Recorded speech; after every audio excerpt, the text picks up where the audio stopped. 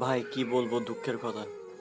আসলে আমরা তো খিতাবাদি পড়ছি, তো যারা মাদ্রাসা স্টুডেন্ট আছে তারা ভালোই জানেন যে স্ত্রীকে কতটুকু সম্মান দিয়েছেন আল্লাহ। হ্যাঁ, তো বলছে যে যে সাদিয়া মুবারাকা করবে সে হচ্ছে যে অর্ধেক দিন পালন করছে। তাহলে সাদিয়া মুবারাকা কি আপনি একজন হিজড়াকে করতেছেন, অথবা একজন পুরুষ হয়ে আরেকজন পুরুষকে করতেছেন? না, নারীকে করতেছেন। তো নারী, যে নারীকে শাদী করছেন, এই নারী হচ্ছে আগামীর কি মা। মার স্থানে যিনি আছেন ওনাকে আপনি শাদী করছেন। আজকে আমাদের সমাজে, স্ত্রীকে যদি ফেসবুকে যদি না দেখায়, নিজের চেহারা যদি না দেখায়, তাহলে মনে হয় আমার শাদী মোবারকা মনে হয় কবুল হয়নি, এরকম মনে হয়। কারণ ফেসবুক স্ক্রল করলে বিশ্বাস করবেন যে খারাপ লাগে বিষয়টা।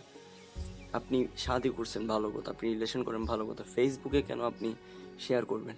এগুলো বললে আমি খারাপ হয়েছে। আর একটা কথা কি জানেন, মানে যার খাইচ্ছুত যেমন তার নসল দিয়ে আসবে সেরকম, এটা বাস্তব কথা। আপনি যেভাবে বলেন না কেন, আর মানুষ যার কর্ম যেরকম তার ফল সেরকম। এটা এটা মাথায় রাখবেন শুধু, আর কিছুই না।